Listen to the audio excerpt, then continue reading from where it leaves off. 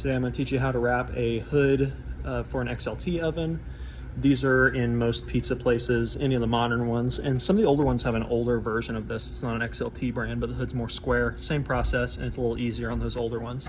So the first step is to break everything down. Sometimes there's hanging plates, they're all different. Sometimes there is a corner plate that hangs on this stud here.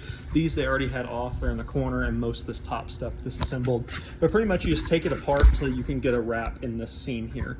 We're going to pull a undercoating wrap all the way across the oven just separately. So if the duct leaks, because these are a T-duct, they come down like this, and a little bit of an arc goes to each side. There's filters and everything in each side, like a little individual hood. Got two plenums, all that, and they just pretty much connect up there in the middle. And they tee up to a singular fan, and almost all of them run that way, but sometimes they leak, and when they do, I like to have a wrap on the oven itself just to prevent it. Looks like this one does leak. I can see where it's come down in that seam across the bottom of the hood, so we're gonna get that done first.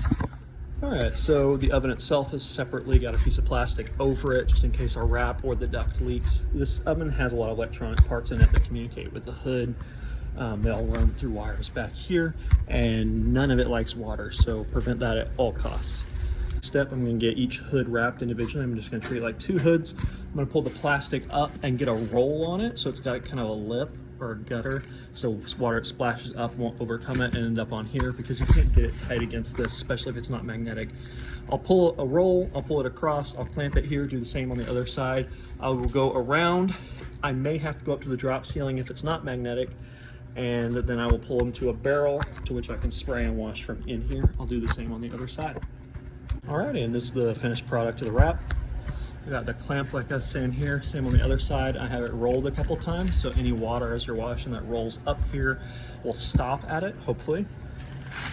We're pulled down from the drop ceiling. I clamped a shelf on that side, but usually the drop ceiling, it's not magnetic, all the way down to your barrel, and you got full access to the hood, everything, and you're able to reach up underneath the duct.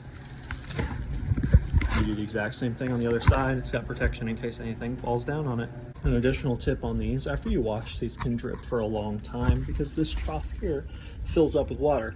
You can either vacuum it out, which usually doesn't get all of it and keeps dripping, or you can loosen these. Some of these nuts were missing on this one, but usually you have to loosen a couple of these nuts, and then you can slide a scraper or shim, or you can even get a clamp under there sometimes underneath this to pry it out just a little bit.